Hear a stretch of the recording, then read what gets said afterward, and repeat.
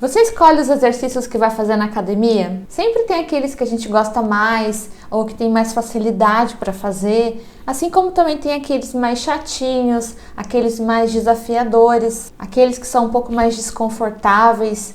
Aí nessa hora vem aquela tentação de pular ou de simplesmente esquecer desses exercícios, não é mesmo? Mas posso te falar uma coisa?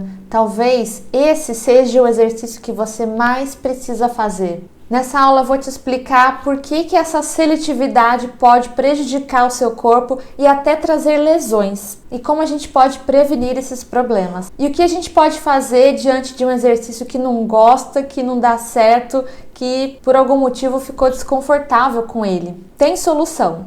Vem comigo que eu te explico tudo.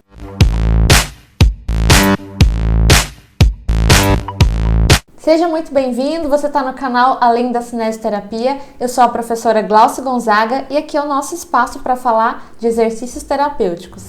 Imagina essa situação, você está lá com a sua planilha toda bonitinha, que pode ser toda feita no computador ou feita à mão mesmo, né? Na prática isso não faz a menor diferença, mas no primeiro contato você dá aquela olhada assim, né? Meio que torcendo o nariz, já selecionando mentalmente aqueles exercícios que você vai fazer, que você vai aderir, e aqueles que você vai passar reto, vai fazer de vez em quando, ou vai fazer com um número de séries menor, ou com um número menor de repetições, ou vai fazer semana sim, semana não, sei lá, né? Aquela coisa meio aleatória. O que será que pode acontecer se a gente fizer isso?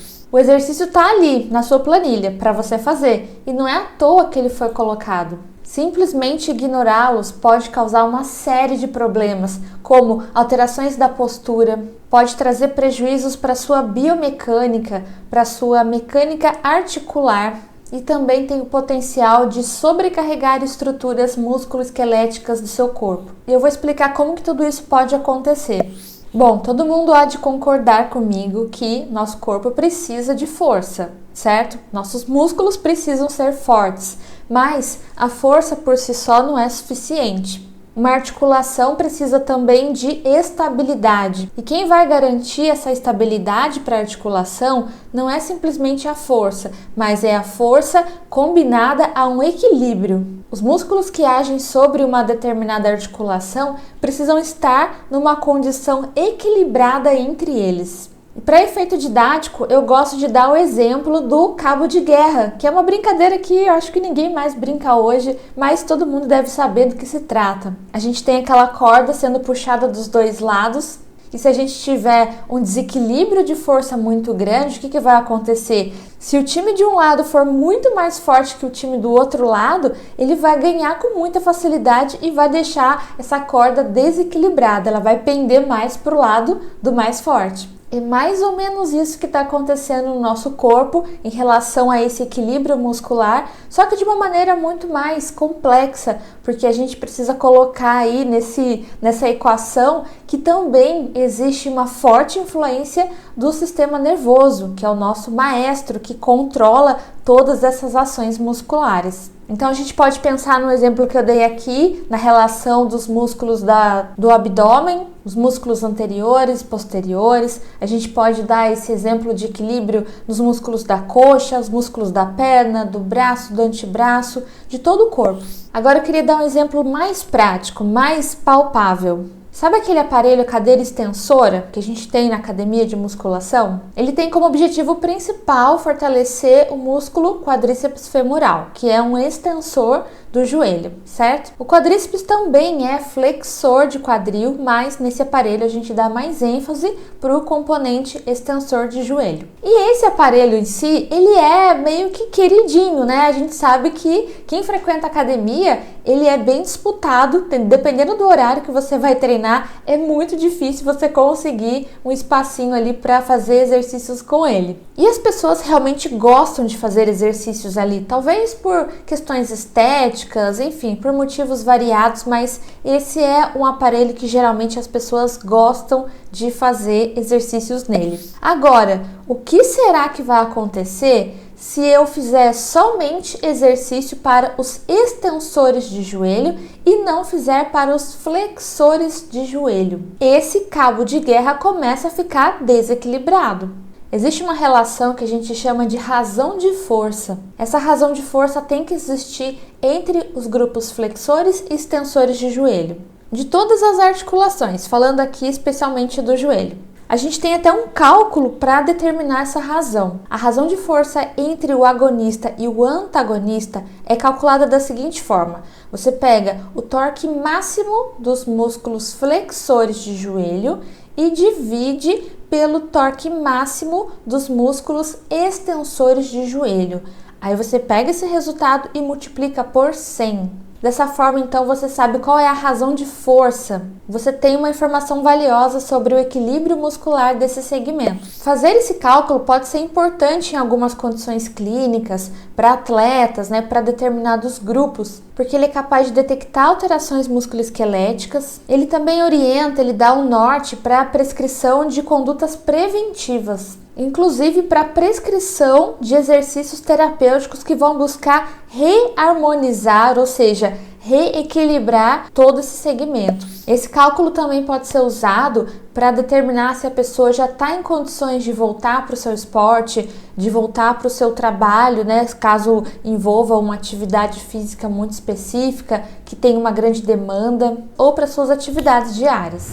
No começo dessa aula, eu dei o exemplo da pessoa que vai selecionando os exercícios, que escolhe ali o que ela vai fazer e o que ela não vai fazer, e disse que isso pode causar um desequilíbrio muscular. Mas nós temos outros fatores que também podem trazer esse desequilíbrio.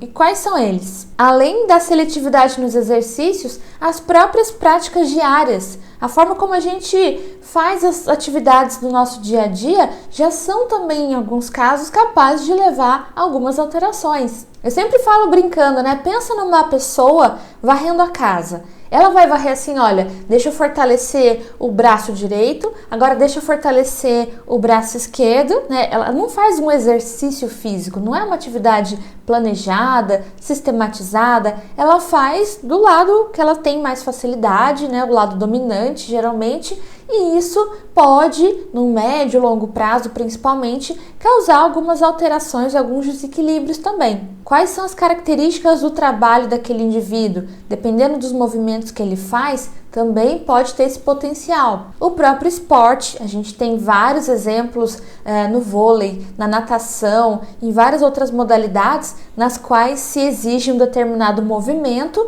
que prioriza um grupo muscular e desfavorece o outro grupo. Quer ver um exemplo? Quando a pessoa está fazendo natação, quando o atleta está nadando, ele faz um movimento que vai priorizar muitas vezes os rotadores internos de ombro, mas ele não vai fazer o mesmo movimento na mesma intensidade e proporção do seu grupo antagonista, os rotadores externos. No vôlei também a gente tem algumas análises que mostram que existe uma tendência a esse desequilíbrio muscular. E ainda bem que tem fisioterapeuta do esporte que conhece, que sabe sobre tudo isso e vai prevenir as lesões e vai promover esse equilíbrio depois. Em condições de dor, de lesão, até de cirurgia, pode acontecer um processo chamado inibição artrogênica e isso vai levar a uma fraqueza muscular. A gente tem isso muito bem documentado em relação ao músculo quadríceps e aí nessa situação a gente também vai se deparar com um desequilíbrio muscular. E além disso, o próprio destreinamento, que dependendo das condições, também pode levar a um quadro de desequilíbrio muscular. E olha só, eu trouxe um dado interessante para vocês sobre esse assunto. As pessoas que têm desequilíbrios maiores do que 10% entre os músculos agonistas e os antagonistas têm um risco de lesão de 3 a 20 vezes maior se elas forem comparadas às pessoas que não têm desequilíbrios. E quem é que vai ter mais chance de lesão? Obviamente que é o grupo muscular mais fraco. O ditado já fala que a corda sempre arrebenta do lado mais fraco. Aqui é a mesma coisa. Desequilibrou essa relação, começou a ter um grupo muito mais fraco do que o outro, provavelmente é esse fraquinho que vai acabar pagando o pato. Então, voltando lá para aquele exemplo que eu dei da pessoa que só gosta de fortalecer o quadríceps femoral e que esquece os isquiotibiais, o que vai acontecer ali? Ela vai ter uma hipertrofia do grupo extensor de joelho e um enfraquecimento, um desequilíbrio em relação aos flexores de joelho. Com isso, o grupo que tem mais chance de se lesionar, qual é?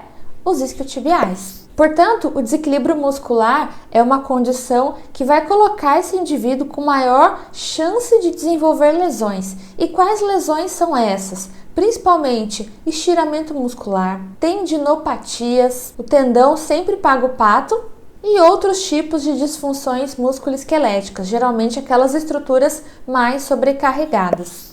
A gente pode se deparar com várias situações clínicas que vão levar a esse quadro. Então, por exemplo, uma pessoa tem dor, essa dor veio de uma inibição, essa pessoa pode ter sofrido uma lesão, como consequência dessa lesão, ela desenvolveu um baixo desempenho muscular. Com isso, ela pode ter inibição muscular associada, presença de dor. Pode acontecer também da pessoa estar numa reabilitação inadequada, que não colocou os exercícios corretos ali para promover esse equilíbrio. Uma prescrição mal feita pode até aumentar o desequilíbrio. Ou ainda pode acontecer do paciente não dar continuidade ao tratamento. Isso, infelizmente, acontece bastante também. Muitas pessoas acabam se preocupando mais com a fase inflamatória, naquele momento mais agudo, no qual ela está sentindo mais desconforto ali, mais dor, e depois que passa aquilo, ela se dá alta. Por isso é tão importante um trabalho de educação,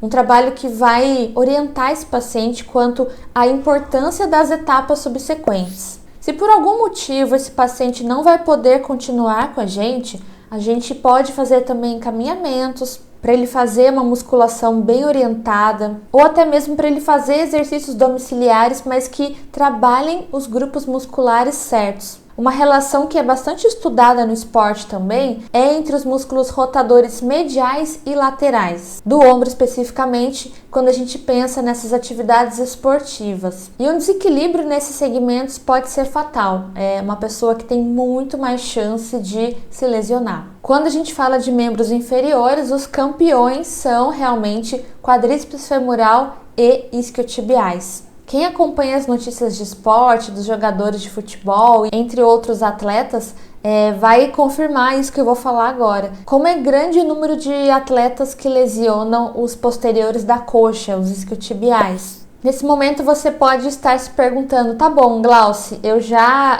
me convenci de que é importante ter essa relação dos músculos e tal, mas como eu vou saber se eu tenho um desequilíbrio importante? Tem alguma forma fácil, prática de detectar isso? Olha, infelizmente não. Bom, o que é considerado padrão ouro? Quando a gente fala padrão ouro, a gente está se referindo àquilo que existe de mais top para aquela finalidade. Então, para avaliar a força muscular, o melhor recurso que nós temos é o dinamômetro isocinético. E o exame de dinamometria isocinética vai dar valores confiáveis para a gente sobre o torque que foi gerado e a razão de força que eu tinha comentado lá atrás com vocês entre os músculos flexores e extensores. O problema é que é um teste caro e você não vai conseguir em qualquer cidade, em qualquer lugar, condições de realizá-lo. Uma alternativa que já foi pesquisada por alguns autores é a realização do teste de 1RM. Inclusive tem aula aqui no canal explicando como fazer o teste de 1RM no passo a passo. Ao contrário da dinamometria, o teste de 1RM é barato, acessível e apresenta um nível de segurança relativamente alto. Para quem ainda não assistiu a aula de 1RM, 1RM refere-se a uma repetição máxima, é a carga máxima levantada uma única vez de forma correta durante a realização de um exercício padronizado de levantamento de peso.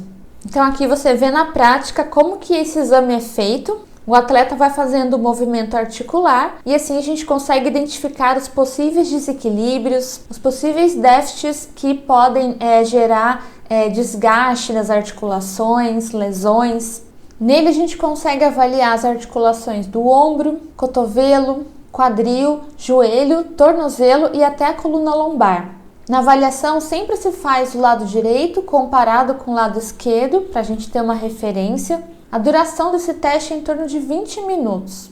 Tem algumas orientações para se fazer esse exame. Orienta-se que a pessoa não faça nenhuma atividade nas últimas 24 horas, nenhuma atividade física. Ela tem que fazer uma alimentação leve cerca de 1 hora antes de começar o teste e tem que estar trajada com roupas esportivas, com tênis, para poder executar da melhor forma. A gente pode ver que os avaliadores vão dando incentivos, comandos verbais. Isso é totalmente aceitável durante a execução desse teste. E aí eu trouxe para vocês uma parte do laudo que é elaborado depois que esse exame é concluído. Então a gente vê a quantidade de informações valiosas que ele oferece, os ângulos, os torques.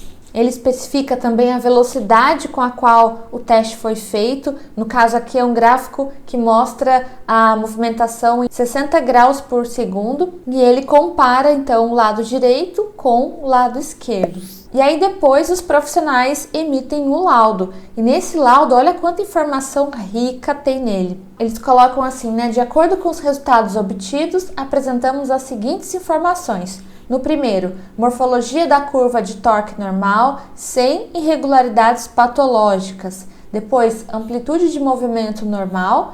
No terceiro, déficit contralateral dos músculos extensores, né, quantificando ali 18,9%, e flexores, 16,5%, do joelho esquerdo, de grau discreto, com predomínio da deficiência de potência muscular. Na sequência, ele fala da relação de equilíbrio muscular entre músculos flexores e extensores de joelho. Está baixa bilateralmente, 46,6 à direita e 48,4 à esquerda. E para fazer o desfecho, né, com todas essas informações, ele consegue dar uma direção para a reabilitação. Ele diz o seguinte: sugerimos fortalecimento de extensores à esquerda com o objetivo de reduzir a deficiência contralateral. Sugerimos ainda fortalecimento de flexores bilateralmente com o objetivo de melhorar as relações de equilíbrio muscular em ambos os joelhos. Imaginem só uma pessoa num pós-operatório, um atleta. Essas orientações valem ouro. A pessoa ali tem todas as coordenadas para fazer um trabalho de reabilitação bem orientado e depois ela faz novamente esse exame para verificar se essa relação foi restabelecida. Vamos falar um pouco sobre essas possíveis interpretações. Quando a gente está numa condição na qual existe uma baixa razão agonista-antagonista, o que pode estar acontecendo ali? Uma predominância da musculatura extensora ou um déficit da musculatura flexora. Esse é o tipo específico de desequilíbrio que vai causar uma baixa razão agonista-antagonista. Agora, pode acontecer o oposto também, uma alta razão entre agonista e antagonista. Então aí como a gente vê a situação? A gente tem uma predominância da musculatura flexora ou um déficit da musculatura extensora do joelho. E a gente tem estudos mostrando que numa condição de osteoartrose de joelho, isso pode acontecer. O paciente com artrose no joelho pode ter um déficit de força nos músculos extensores, quadríceps femoral, e com isso pode apresentar uma razão entre 98% e 115%, ou seja, uma razão bem alta. Nesse estudo, eles também colocam que esse desequilíbrio tem uma relação muito próxima com os desgastes articulares, com toda aquela degeneração que é tão característica da osteoartrose. E ainda vai deixar essa pessoa susceptível a novas lesões. Não é à toa que a gente tem hoje como evidência científica tratamento de primeira linha para osteoartrite, osteoartrose de joelho, o que? Fortalecimento muscular. Essa pessoa precisa fazer exercícios ativos. Agora você pode estar pensando o seguinte: então eu tenho que fazer esse exame porque eu tenho que saber se eu tenho desequilíbrio muscular, senão eu vou ter lesão, né? Calma, não fique preocupado. Para grande parte das pessoas não existe indicação para fazer esse teste. Se realmente você for avaliado por um fisioterapeuta, um médico, um profissional de educação física e ele detecte a importância, a necessidade de fazer esse exame, você vai ser conduzido para lugares apropriados, algum centro, mas isso não tem grandes probabilidades de acontecer. E como eu falei anteriormente, o teste de um RM não é o padrão ouro, mas ele também pode ser usado para substituir a dinamometria isocinética. Agora, tem formas de se prevenir esse problema, isso tem. E uma delas é não pulando o exercício que o professor passou para você. Não escolha no Uni do UNT, não vai dar certo. Existe um motivo para aquele exercício estar ali na sua planilha. E os exercícios, eles trabalham num determinado contexto. Se você simplesmente tira um exercício desse contexto, você pode desestruturar todo aquele raciocínio clínico que o profissional fez pensando em você, considerando os dados da sua avaliação, as suas comorbidades, as suas queixas, os seus objetivos, as suas preferências, enfim, tudo que ele colheu sobre você na sua avaliação. Por isso eu deixo essa mensagem para você: confie no seu professor. Da mesma forma que você tem que confiar no seu médico, no seu fisioterapeuta, no seu arquiteto, confie no seu professor de educação física ou naquele profissional que fez a prescrição do exercício para você. Ah, mas eu não gostei daquele exercício. Ah, eu sinto dor quando eu faço, eu sinto desconforto. Então, nesse caso, a minha sugestão é: converse com ele, exponha a sua situação, exponha as suas preferências. Às vezes é só questão de fazer alguma adaptação, algum ajuste no próprio aparelho, ou existem possibilidades de trocas de exercícios. Mas para fazer essa troca, para fazer essa mudança na prescrição, tem que ser uma pessoa que entenda muito de cinesioterapia. Tem que ser a pessoa que te avaliou, que conhece suas características e seus objetivos e todo esse contexto. É engraçado porque eu já vi pessoas que roubam para menos, mas também já vi paciente que rouba para mais. Tem um senhor que é atendido na nossa clínica e ele coloca sempre uma repetição a mais, porque ele quer manter a força, ele tem medo de ficar aquele idoso mais frágil, mais dependente. Então ele fala pra gente: eu vou fazer mais um só de garantia, né? E aí eu brinco com ele e falo: olha, você tem que colocar sempre... A gente tem que colocar sempre uma repetição a menos, já considerando que você vai colocar uma a mais. Tanto para menos quanto para mais, a gente tem algum risco. É claro que uma repetição talvez não seja tão problemática assim, mas quando a gente está falando de pessoas que trabalham com 80% ou mais de 80% de um RM, uma repetição pode fazer toda a diferença, bagunçar ali toda a prescrição. Portanto, a gente tem que ser fiel nos exercícios que foram selecionados para nós, no volume que foi prescrito e na intensidade que foi prescrita, respeitando as frequências e todo o contexto que foi dado para nós como orientação. Nesse contexto, o exercício é um remédio, ele precisa de uma prescrição muito exata. Se o nosso aluno ou paciente toma a menos do que deveria, não vai ter resultado nenhum, e se ele toma a mais, ele pode ter um efeito tóxico, um efeito prejudicial. Para a gente saber a dosagem certa, para a gente saber personalizar essa prescrição, eu faço convite para você vir estudar comigo. Sendo membro aqui do canal, você pode clicar ali em Seja Membro. Nós temos 2 modalidades. Você vai ter acesso a materiais exclusivos, prioridade nas respostas e a gente vai poder estudar mais próximo. É um investimento muito pequeno, perto de tantos benefícios que você vai ter na sua vida pessoal e profissional. Bom, espero que essa aula tenha sido útil para você. Envia lá para aquela sua amiga que não gosta de fazer cadeira flexora, né? Que só faz a cadeira extensora. É uma forma bonita de você dizer que gosta dela, que se preocupa com ela e não quer que ela se lesione. Um grande abraço e até a próxima!